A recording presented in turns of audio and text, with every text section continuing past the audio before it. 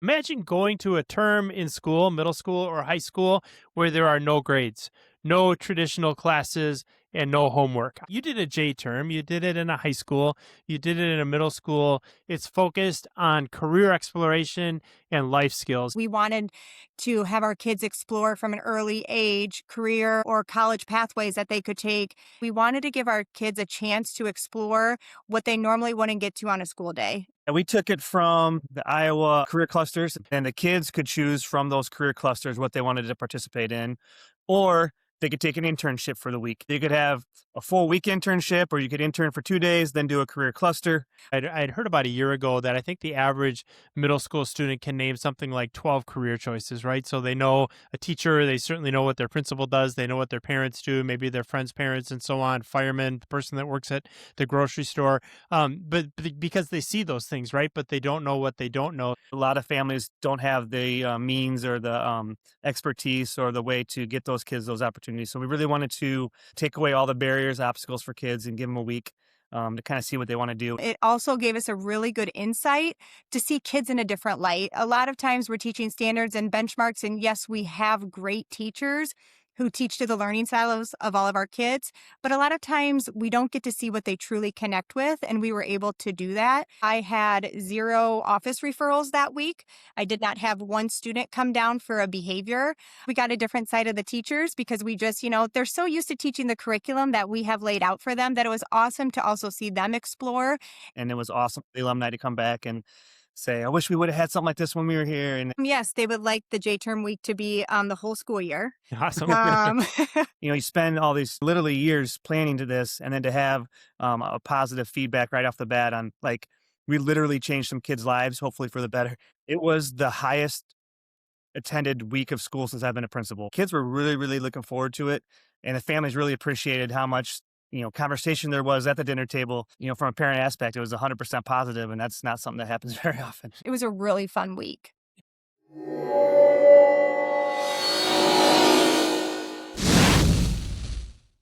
It's the #1 podcast in STEM and technical education, ranked in the top 1% of 1% of technology podcasts around the globe. This is the Tech Ed Podcast. My name is Matt Kirchner. Imagine going to a school, or at least to a term in school, middle school or high school, where there are no grades, no traditional classes, and no homework. I can tell you that that would have been the kind of environment for me to learn in without question, especially since it's focused on career exploration and life skills. Here at the Tech Ed Podcast, we are such strong believers in hands-on skills, hands-on experiences.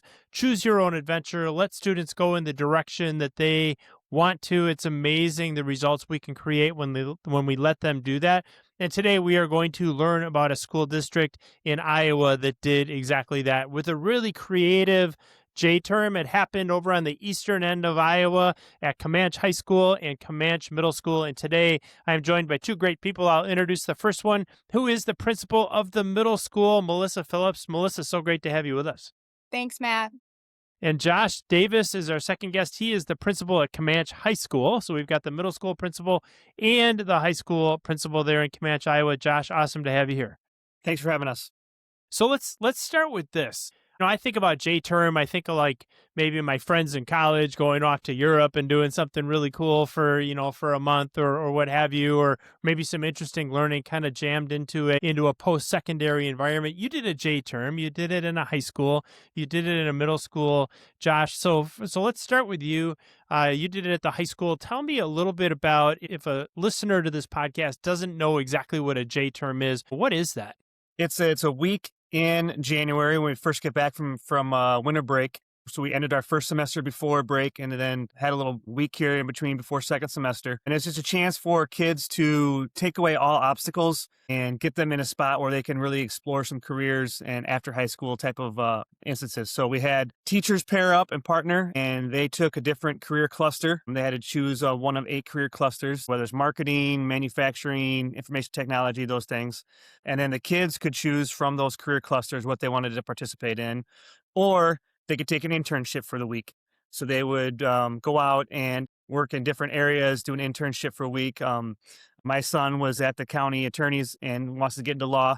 Melissa's son, who's a freshman, got to go to University of Illinois and work with the athletic program for a few days. So we could kind of piece it together. You could have a full week internship, or you could intern for 2 days, then do a career cluster. But it was just a matter of, our kids may have those experiences, whether or not we did this or not, but a lot of families don't have the means or the expertise or the way to get those kids those opportunities. So we really wanted to take away all the barriers, obstacles for kids and give them a week, kind of see what they want to do. And it's the way we told the parents, like, how many times have the kids come home in the dinner table and ask what they would do, and it's nothing that I would ever use for my life. And now it's kind of like, what do you want to be when you grow up? And here's a chance to kind of to see those things. I like the way that you couch the end of that answer. How many times is a student sitting in a classroom or sitting around the dinner table and saying, when am I ever going to use this? Whether it's algebra or calculus or English or what have you. And so super, super relatable, super, super involved for these students, giving them lots of options. I love that whole idea. Is this something new? Have you ever done something like this before, Josh? This was our first time doing it. There was a school in West Branch in the middle of the state that I'd heard had done something very similar. So Melissa and I went out and talked with them to see how they did it and kind of tailored it to meet our needs. It's been a long process, but we finally got our first one this year. And is that where the idea sprung from? Is from another district? So you mentioned Yep. Westbrook or West Branch, I should say. And tell us about that. How did you hear about what they had done? They're in our conference. We have conference principals meetings throughout the year. And just she kind of said something in passing. And then once the meeting was over, I emailed her and just said, hey, you mentioned this. Can you give me some more information on what that is? And then I was like, that's perfectly what we were kind of looking for some way to incorporate more career stuff anyway. So it was kind of on the lookout. And then when they said what they had done, I was like, that's exactly, the avenue that we want to go down. And did Melissa jump on board, or did she take some convincing when you came up with this crazy idea from It Central was Iowa kind of all the already in way to- place. It was in place before she got the job, so she was stuck with us. Okay, so she stepped in. Like, so it's a good opportunity for us to ask you a little bit about this, Melissa. So you stepped into a role. This idea of a J term was in place, but hadn't come to fruition yet. But this is the first time that a J term had been done in your particular school district, in your particular school, Camanche Middle School. Talk about that. I mean, you start out with this process. How do you define whether you win or lose, or whether everything worked the way that you expected to? Did you have an idea of what success would look like when you started? Yeah, so one of the biggest things is, and this truly is a high school initiative, but as Josh said, we wanted to have our kids explore from an early age career or college pathways that they could take, especially starting early in middle school. And you'll find out Josh and I are very much go-getters. We're fine with deviating away from the norm. We want to give our kids experiences. The biggest thing for us is the middle school was a little bit different. We couldn't send our 10 and 11 and 12-year-olds out to do internships. So we brought a lot of the careers and the education to them.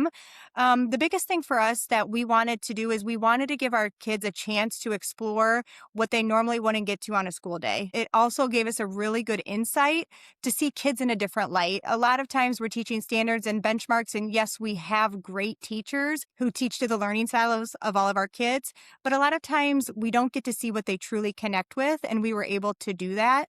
Part of that was students taking like a pre-assessment survey of things that they were interested in, and then doing a post-survey of things that went really well or things that they would even like to see next year that maybe we didn't get a chance to offer this year.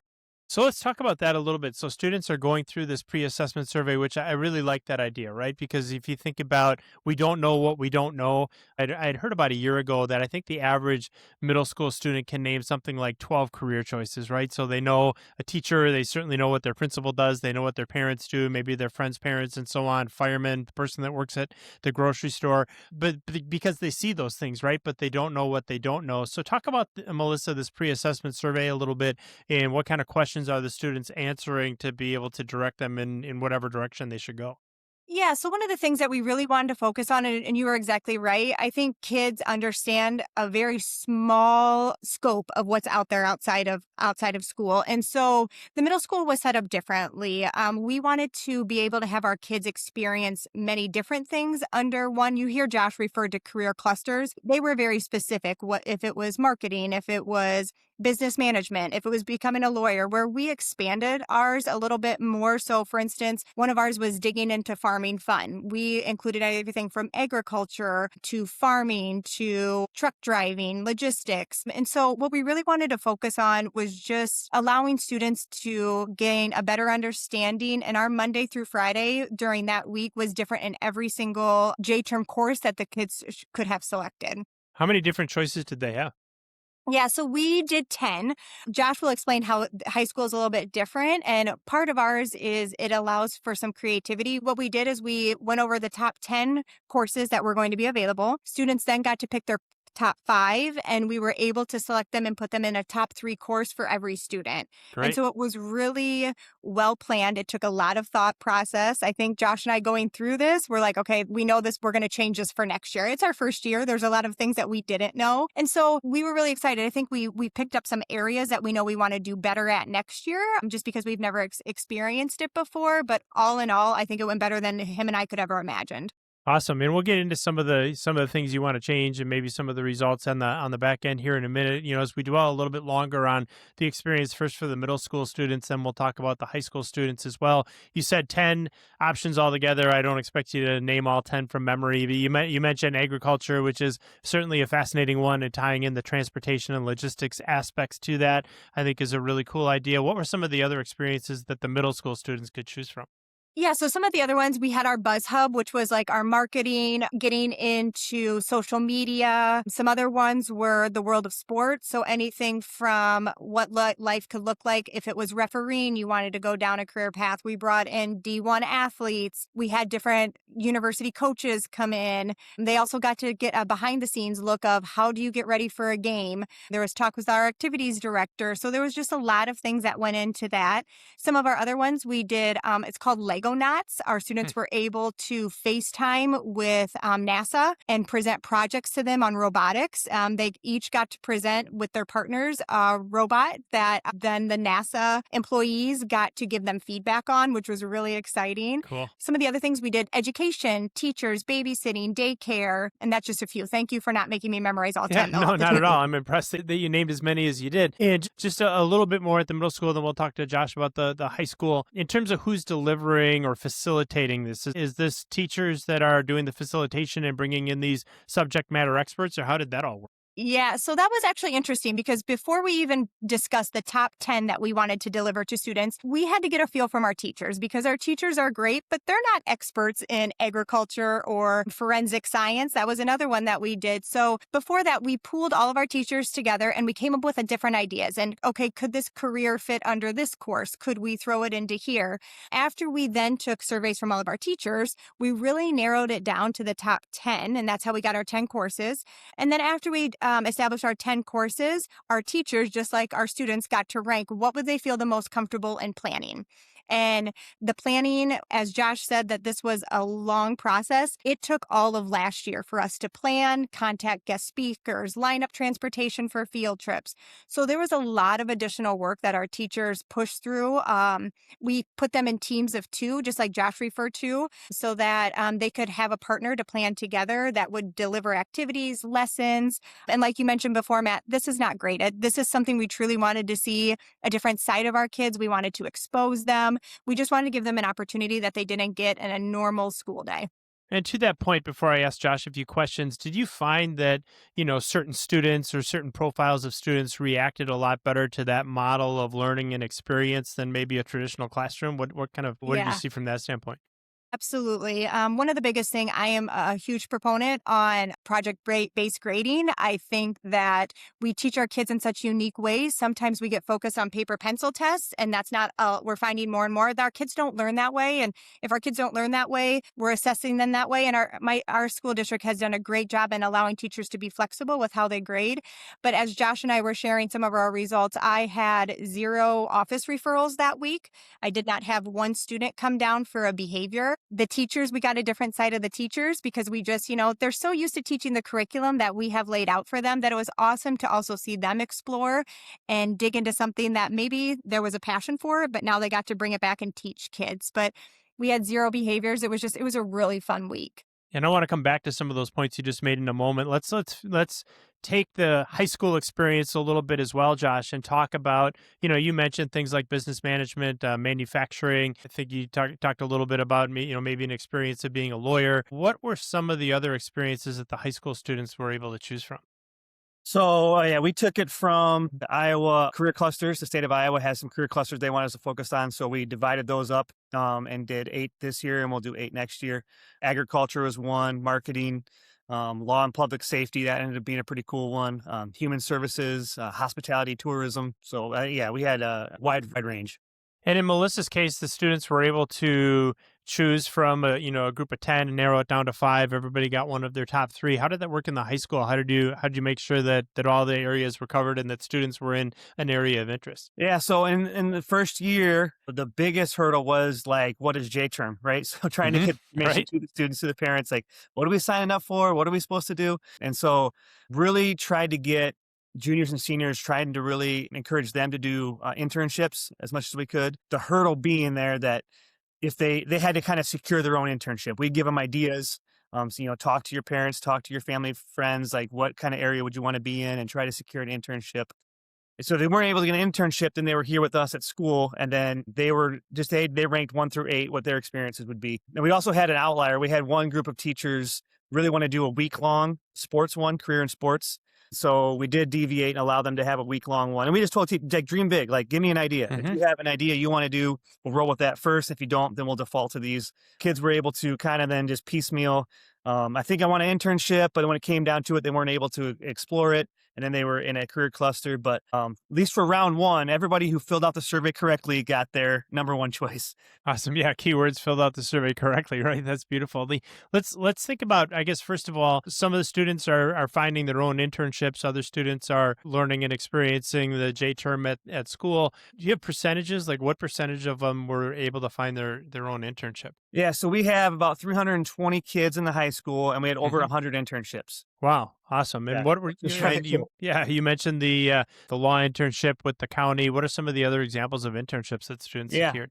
We had some kids that were with the city doing city work stuff, maintenance. We had a number of kids go to elementary school and work with teachers there, not just our elementary school, but they branched out to neighboring schools, neighboring principals, and were very, very welcoming to our kids. One girl had such a great experience with her internship that she has reworked her schedule for the afternoons to go back and work over there to be Awesome. and she will likely go to college in education, which was not her intent before she did this, which was great. Love it. We had kids with the police department, and the 911 call center was a pretty cool one. We had students with a real estate agent that were able to love it so much, buy the real estate course, which happened to be on sale that week, and start working on our real estate stuff with the agent Awesome. during the week. And we had kids at the airport. We had kids at veterinary clinic, the library, just about anywhere you could think of, any industry. They were not allowed to pick a place where they were currently working. That was one of the requirements. So you couldn't get paid for it, couldn't be already working there. And we encouraged that not, if mom and dad own a bookstore, don't work at the bookstore, right? So Right. you could go to work with a parent. We had kids at John Deere, or, my dad works here. Can I go? Yep, absolutely. Just have a supervisor that's not your parent be the Yep. final sign off. And then we were able to get out and see those kids in their environment throughout the week and kind of see what they were doing. Awesome. And so was there a common denominator on the kids that managed to find internships? Did most of them have a parent that had a network, or were they enterprising in terms of finding something, or maybe they were more focused on what career was interesting to them? Were there any commonalities you saw there? It was pretty wide ranging. I would say, I'm sure parents had a high handle on it, especially first time through too as well. But yeah, there were businesses that reached out. So when we first got started, we went with our local Grow Clinton, our kind of a chamber of commerce, and they got the name out. And I went to a few meetings with some business leaders and kind of said, here's what we're thinking, who would like to host. And so they reached out, and we kind of gave some kids, hey, here's some people that are looking if you want to intern. And so we kind of got the ball rolling that way. And then some kids, we worked with our counselor and our instructional coach, who were very instrumental in, I really want to do something in veterinary science, but I don't know who to contact. And so we had adult help and say, all right, hey, look at these places and here's some ideas. But ultimately, it came down to the student making the contact and the student being responsible for those things. It was kind of unnerving sending them to break on December 20th, and they're going to come back and not come to school. And Right. so we met with them before and had them fill out a little form like, who's your contact? What happens if there's a snow day? What happens if you get sick? Who do you contact? What's the expectation for what you wear? Kind of shoes you need? Do you have time for lunch? Do you need to bring a lunch? So just some things that the kids wouldn't have thought of or not necessarily thought of going into those environments. How much structure did you give these employers? Like, if they're engaging in this, was there a set of criteria that you gave them of this is what the experience should look like, or how much autonomy did they have? Yeah, we kind of just said, we wanted 35 hours. Didn't have to be during the school. They didn't have to match. Some kids were working in the evenings. Some kids did the weekends. There was one young lady who was doing some stuff at the local Y, and her first class that she had to help teach was at 5 a.m. So it was a little bit different than the school day. So Right. we kind of said, here's the goal. We want these kids to learn and to get some hands-on stuff. We're applicable. 35 hours was kind of our criteria. Most kids went well over that. But we could also tailor it. If they were going to do a full week, 35 hours, if they were just going to do a 1 or a 2 day, they could do that as well. So it was kind of pick your own adventure, like I think you had said earlier. And great experience for these students that are doing their internships in areas that they're interested in. You mentioned a couple instances where students had actually changed career choices into something that they experienced, and in some cases maybe even decided that something they experienced wasn't for them as well. That can be as valuable as learning what you want to do. So super important for the students that stayed back at school, which sounds like about 2/3 of them, give or take. Talk about the experience there. Yeah, it was awesome. Our teachers really wanted to get out and about as much as possible, so it became kind of a logistic challenge. I ended up getting my bus driver's license just so I could help with the week to drive a bus. Yeah, They were awesome. out and about from Clinton to Cedar Rapids to on the Illinois side of the river, Davenport, Dubuque. And we were all over the place going to different things. And then we had guest speakers come in as well and talk about different things. And we were able to tap into our alumni base at a higher level than I had even thought. And it was awesome for the alumni to come back and say, I wish we would have had something like this when we were here. And here's our experience, and see some of our kids, see some of those kids that they've seen walking the halls, or they knew from, she used to be my babysitter and now she's running this marketing firm, something like that. Was super cool to have some alumni involved. But for the most part, it was very, very hands-on and out and about and seeing the world. Really cool, and they get to see the world. Their principal gets another career opportunity, which is to be the bus driver, which is awesome, and really shows how invested you were in this entire model. Melissa mentioned that she had two teachers, and we'll be back to her in just a moment, but two teachers kind of working in each subject areas. Did you have something similar at the high school? Yep. Kind of just said, sent out a form. Who would you want to work with if you were with somebody for a week? Most people said they didn't care. It wasn't that, but if you had a partnership, and then from there, here's our career clusters. Melissa was a little bit different because they had the week long and needed to be kind of an expert in an area a little bit, Mm-hmm. or have a focus. Our teachers didn't need to have any background at all, just willingness to calling and bring the experts in for the 2 days. And so some stayed in their lane kind of, and, if I was, information technology teacher, I wanted, but other was willing to go out and say, I know nothing about the manufacturing other than I live in a manufacturing belt, but go experience. And they learned, they came back and said they learned so much. We had one of our teachers did the marketing, and she said, I need to update what I do in my class because I need to catch up, and made some great contacts in the marketing world to help her now when she comes back to her class and is planning her units. She can adjust to see what's out in the real world. So it was awesome for them as well. Did you expect that? I mean, what a great unintended consequence if you didn't. Yes. Yeah, Yeah. how cool is that? So that's kind of feedback you got. Speaking of feedback from teachers, Melissa, let's talk about yours a little bit.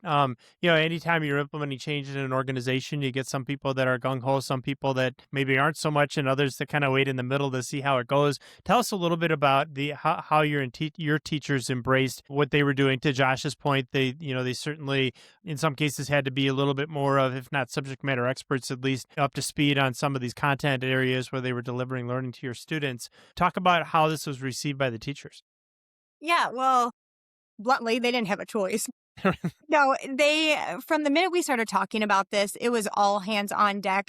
The teachers really embraced this. We get into teaching because we want to make a change, and we know that our world is changing. Kids are not like they used to be. We're not like we used to be when we were in school.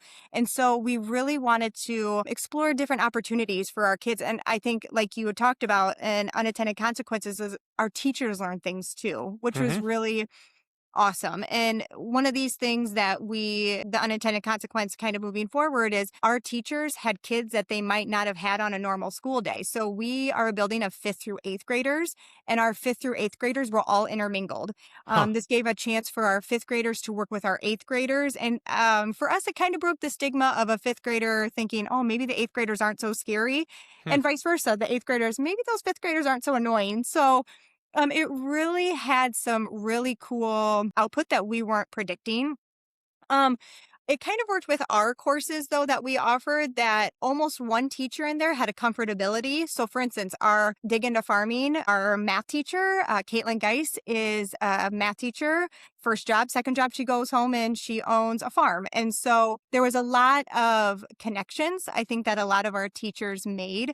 I think the biggest thing that Josh and I will work through next year is although we gave a lot of planning and prep, we think that our teachers always could have more and benefit from more. And that's part of our process of defining what our calendar next year looks like. So our teachers are prepared. We have time to make any changes. But yeah, our teachers were on board from the minute that we presented this. I think that there was a little bit of unknown, but as we went through it, I think that was pretty well received when we got through it. How much structure did you give the teachers? We asked about some of the internships and how much structure the employers got. Were they kind of free to just make this experience whatever they wanted, or did you give them some framework? Yeah, so our teachers, and I think Josh would concur too, they had a lot of freedom. We were very open with them that this is not graded. We don't want them to witness something that they get in every day from school from 8 to 3:30. We want this to be an experience. We don't expect them to take a test. We want them to be hands-on. We let them get creative, make their own plans. We really wanted them to own this, and they did an awesome job doing that. And at the middle school level, how much for a typical student was the experience, maybe sitting in a, traditional learning environment, whether it's a video or a lecture or presentation of sorts, and how much of it was hands-on interactive? Yeah, so I would say almost every group was hands-on. We got to be a lot more creative than, our typical ELA class or our typical writing courses that our students may be taking. The J-term courses and the week allowed for students to be hands-on, be creative. We got to explore creativity like we've never seen with some of our kids, whether that was through crafts, whether that was them planting, working with the calves that we brought in, going out and interviewing our Buzz Hub, our marketing group at the school walked around to even the high school, interviewed some of the high school students on their experiences with J-term. And so there was just one of the biggest ones too was volunteering. We did a volunteering group and we went out and helped our community and just did different support. So it was a lot of experience that students don't normally get. And the biggest thing I think they got to interact with a lot of people that they don't typically ever do. Absolutely. Speaking of interacting, and you talked about the volunteering, you mentioned the field trips a couple times. So why don't you just mention to our audience examples of some field trips that the students were able to engage in? For the middle school, we have, for instance, our local coffee shop, Current Coffee. Our students got to go, whether it was our writer station, whether it was our superhero cafe, they got to go and make their own drinks. Our writers got to match their writing with the personality that they were showing and make a drink, and then sit in a coffee shop and have a drink while reading their stories that they created. We've visited our local assisted living, Park Vista, to go and be able to volunteer, play cards with some of what we call the grandmas and grandpas at the assisted living.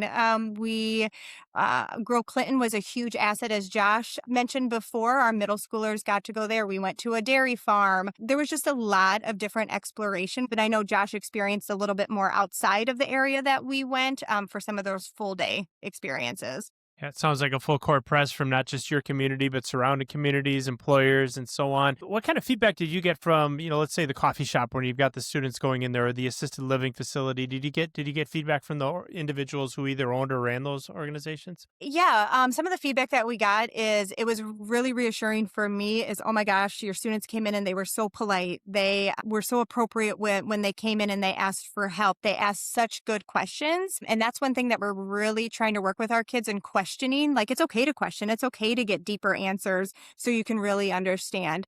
The community support was hands down, I think, one of the things that Josh and I were so thankful for, because without community support, we wouldn't have been able to do this. We have an idea of what we wanted J-term to be like, and that was experiences and giving kids a new set of what education really looks like. But without the community support and just willing to take our kids, willing to work with them on a daily basis, it wouldn't have been possible without them. And we remind our audience the number one influencer of a young person's career pathway is their own interests and experiences in middle school and high school. And without the involvement of those employers, of organizations in the community that show and give students an opportunity to see what some of these careers are like, if you can't see it, you can't be it. Really, really important that you handled this exactly the way that you did. I've got to believe, Melissa, that you got some great feedback from students. Do you have a handful of stories that you want to share along those lines of feedback from your students that you learned from? Yes, they would like the J-term week to be the whole school year. Awesome. Um, I love they that. would like, and we did a survey, like, what could we do better? Because, yes, we're implementing and yes, we're running it, but we really do want the feedback from the kids. One of the feedback that we were getting, like Josh had said, we went into this either two ways. We either were going to do for the middle school a week long, 5 days of them being in one course, so we could really expose them Monday through Friday. We got some feedback from kids that they really liked that because they got to do more. We also got some feedback, hey, Mrs. Phillips, we would really like to do two-day courses so we can do, agriculture on day 1 and 2. And then the other couple of days we could do Buzz Hub and we could go interview people. So that's a takeaway that we're definitely taking. I think the biggest thing for us is the amount of people that came in and volunteered their time, either through guest speakers, hands-on. It allowed our kids to ask questions, especially questions that they don't get to ask on a normal day-to-day basis. Like, why did you get into this? Or what keeps you at your job? So just the questioning, I think, that our kids grew from Monday through Friday it was very apparent. Absolutely. And we say all the time, you get further in life by asking the right questions than you Yeah. do by giving the right answers. And it sounds like they asked tons and tons Yes. of really, really good questions, which is terrific. Curious about is, we see a lot of times when students, for instance, are choosing their class schedules. Well, I chose this class because my friend took this class or what have you. Are there things that you can do to make sure that students are really following their interests and not just expressing an interest in something because their two best friends are expressing an interest in that? Yeah. Yeah, and that was very purposeful. The students took the survey individually. Now, did we tell the students and parents what the courses were going to be offered? Yes. Do I think they went home and said, hey, what course are you going to pick for 1, 2, and 3? Yes. But at the end of the day, myself, my instructional coach, and my counselor, we all sat down and we had to go back to some students and say, hey, do you really want this, or are you only doing this because your friend is in there? Like, this is a chance for you to explore and for you to see what you really want to do.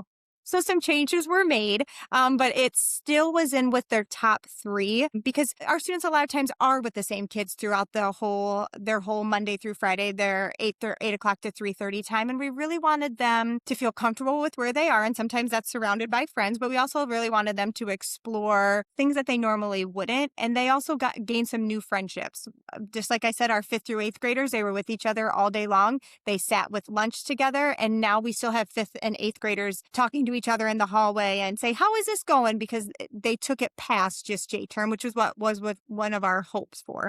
Absolutely. And we'll talk about some of the other success stories and hopes and goals in just a moment. My guest on this episode of the Tech Ed Podcast, Melissa Phillips, who is the principal of Camanche Middle School, Josh Davis, the principal of Camanche High School, that school district in eastern Iowa, by the way. And Josh, a question for you. When you start thinking about not just student success stories, we talked about that, and we'll maybe have an opportunity to go deeper there. You talked about your teachers and your staff. How about families? I mean, what did you hear from the parents and the families of the students that participated in J-term? After the first session, I did have one parent email and say, my son is senior, didn't really have a path, and we're going to spend the week filling out college applications. He really wants to get this type of degree to maybe own his own business. So, I mean, it sent a chill down my spine, because, you spend all these years, I mean, literally years planning to this, and then to have a positive feedback right off the bat on, like, we literally changed some kids' lives, hopefully for the better. But it was great feedback. Parents loved it. Melissa talked about not having any discipline referrals. Mm-hmm. It was the highest attended week of school since I've been a principal, and there Wow. was no attendance requirement. I mean, we told them they should come, but it was not like, if you're not going to come, you're not. I mean, you're getting detentions. There was no like you're late for like.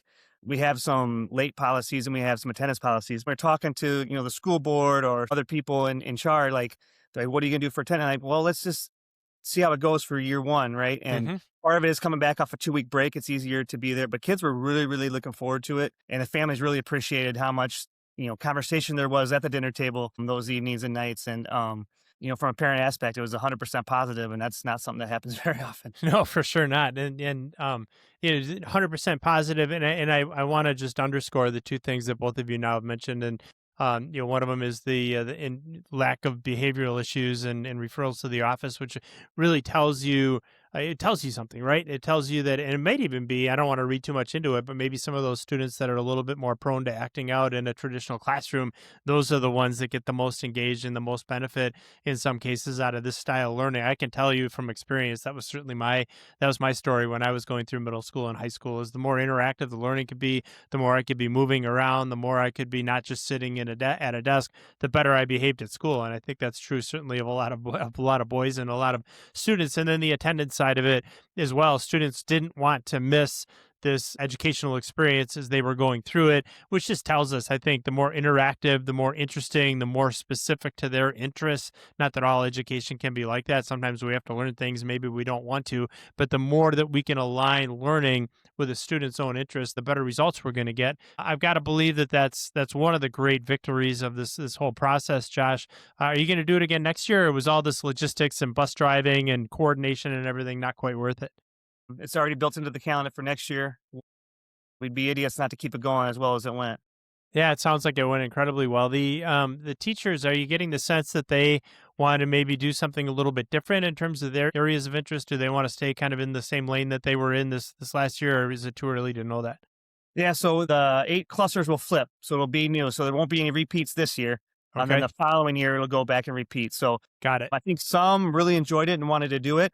I think others, as we debriefed as a staff, saw what the others did. And like, oh, I would love to learn that.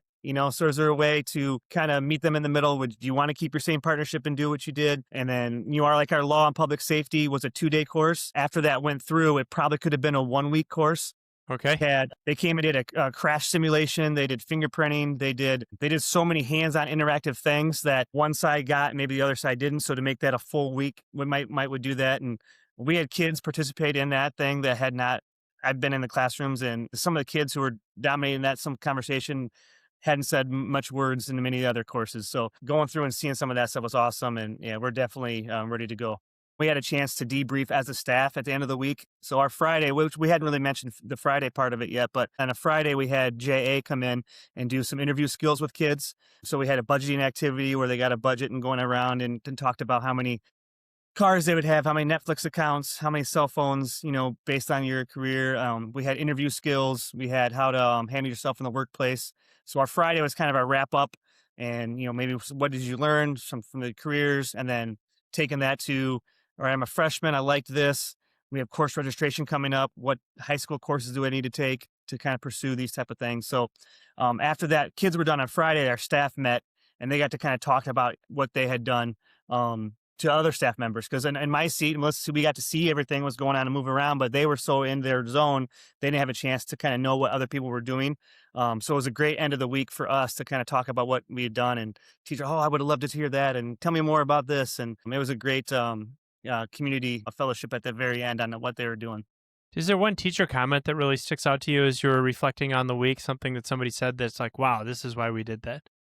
I think just seeing the kids interact. I mean, just the one theme was like, hey, you would never know, little Josh Davis, he was really out there and really asking questions, and we didn't really see that side of him in class. So that was the biggest thing, just seeing some kids maybe come out of their shells a little bit in these environments. Awesome. Melissa, same question to you. Are you going to do it again next year? Yep. This is, yeah, we really are digging into this. This isn't something that's going away. Like I said, Josh and I, was our first year, way more pros than cons. One thing that we had that the high school did, we had a showcase night on that Thursday night where parents and community members and families could come in and see what the kids produced, whether that was their robots, whether it was the writing that they did. It surpassed everything that we had. Over 300 people walk in the door. Some people didn't even have an affiliation, didn't have kids at the school, but they saw this advertised. We pushed hard. We shared it with the news. We had a lot of great advertisement, and it just brought a lot of neat and new faces into Camanche. And a lot of the comments were, "We wish we had this when we were their age," or "We wish that we could have done something like this." It probably would have given us a different outlook on our school, and our education. It's interesting that you both said that. I think Josh mentioned that of some of the alum that came back to be a part of the student experiences, and in your particular case, folks that came to the community night and said, "We wish we would have had this." As I'm thinking through this, we had this thing when I was in grade school called High Interest Day, and it was when somebody's parents would come in and they had some specific career, and you would spend a whole day with that parent, and they would be telling you about what it's like to be a dentist or what it's like to be a veterinarian or what have you, and that all these years later still sticks with me. I'm sure you're going to have students that are telling stories about what they learned in this experience, 20, 30, 40 years from now. And there's no doubt you're inspiring certain students to explore careers, as we talked about, or explore interests that they didn't know they had. You learned from West Branch and they did this. I know there's going to be tons of folks all over the U.S. that are listening to this podcast saying, "Wow, this sounds really, really cool. I'm interested." If you could give those districts one piece of advice as they consider doing something like the J term that you did in Comanche, what would you tell them to do? Yeah, I would say just really work with your community as much as you can. I think, one thing we heard back from the business owners and the people in the real world was it was so much easier to commit to a week or a few days than it was, trying to get an intern for a semester or for an extended period of time. So they really liked the short bursts and could really give the kids some things hands-on wise. So you just make the calls and do those things. And, we're a small school. And I think that allows us to maybe do some things that maybe bigger schools couldn't, because we can manage the amount of kids that are going out there and doing that. And don't rush into it. It took us well over a year to kind of get everything in our ducks in a row, and before we even told the teachers about it, and then give them plenty of chances to plan and collaborate and do those type of things. Don't rush into it. Build those relationships with your private employers and other partners in the community. And I can tell you, as someone who spends time on both education and on the private employer side, they want to help. A lot of times they don't know how to be involved, but when you can get in touch with them and you ask them, especially if it's a week, I mean, who's going to say no to 4 or 5 days? Absolutely, I love that, and those short bursts, really, really good advice. Melissa, how about you? What would you tell folks? A lot of it was apprehension, I think, because it's new to us. One of our things is we just jumped in. We knew that this was going to be a learning year for us. But for us, I think the biggest thing is, like Josh said, community. And I know Josh and we tried our best to make ourselves available. If it was us making phone calls to communities, to businesses, looking for donations, we just jumped headfirst into asking local businesses if they would like to donate. The middle school was lucky because a lot of us, we stayed on site. And so we needed to buy things for kids. We needed to have crafts ready, have books ready, just hands-on supplies ready. And so we weren't scared to reach out to local businesses to ask if they would be willing to donate. And we had a really good response. So just jump in is someone who it was part of a team 5 years ago that started a podcast, and we said, let's just do an education podcast and jump in. And 5 years later, and some 250 some odd episodes later, here we are. We can certainly relate to that. That was with another Melissa, by the way, Melissa Martin, our producer, and we managed to figure it out. It's amazing. If the idea is big enough and the goal is big enough, you're going to sort out a way to make it all happen. The two of you certainly have, and we've had just a wonderful time with both of you in the Tech Ed Podcast studio. Nobody gets out of that studio without answering these two questions. So I'll pose each of them together to each of you. We'll start with Melissa. And that first question we love asking every guest here on the Tech Ed Podcast. We all have our own education journey. We all had our path through whatever version of education we went through. You had yours. What is one thing that you believe about our educational system? And I know you're a disruptor too, because you told us that early on. What's one thing that you believe that would surprise our audience? Our education system is changing, and it's Mm-hmm. totally different from when we were in school.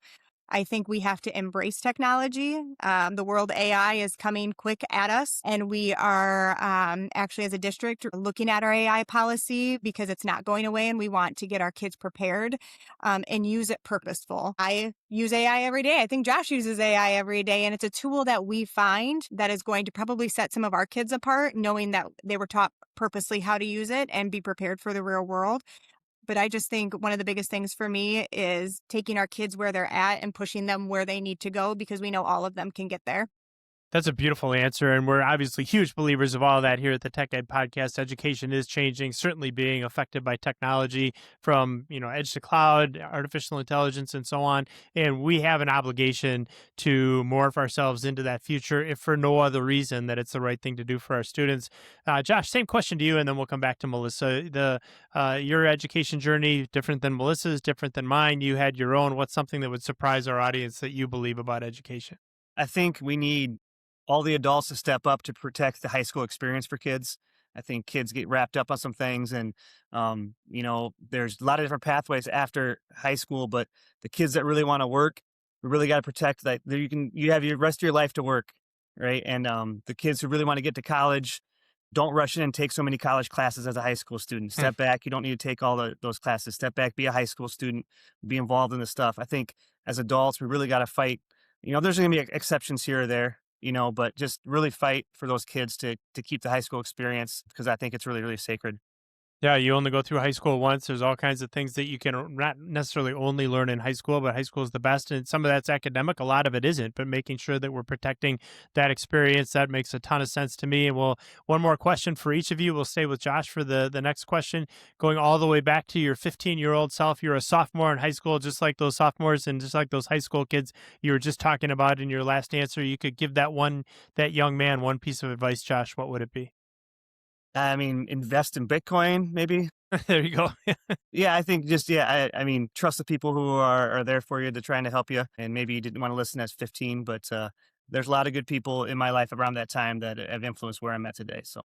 No question about that. You could do those in the same order. Those aren't mutually exclusive. You couldn't invest in Bitcoin, at least when I was 15, but probably had that opportunity 4 or 5, 6 years ago. Really, really good advice. And also make sure you've got all these great people surrounding you. Let's take the time to listen to what they have to say. Melissa, one piece of advice for the 15-year-old self, going all the way back to just a year or so older, 2 years older than the students you have in middle school. What would you tell yourself? Yeah, I think for me, the biggest thing that I'm kind of pushing for our kids is this too shall pass. I think a lot of our kids, especially at the middle school and high school, get focused on such the small things that make such a huge impact. And knowing that, a part of the conversation that I have with many kids is think about a hard time that you went through, and did you get through it? And you did.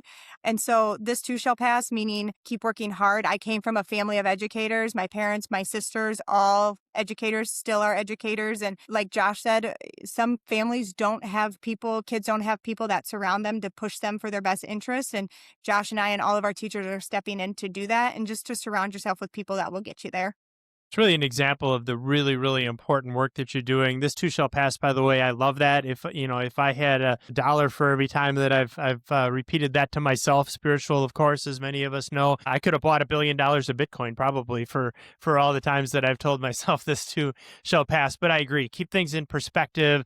It's never as bad as it seems. And you've got all these people around you, to Josh's point, to support you, and to your point, to those teachers and to staff and anybody else that's involved in the life of a student, all those family members of yours, Melissa, that we're focused on developing young people. You have a lot of people that care about you, a lot of people that love you. Take advantage of that, know that, and the future can be really, really bright. I know the future is going to be bright for all of these students at Camanche School District, both the middle school and the high school. All this experiential learning, this J term. Hope our audience enjoyed as much as I did learning about the incredible work that both Melissa and Josh are doing. We had all kinds of good stuff come up.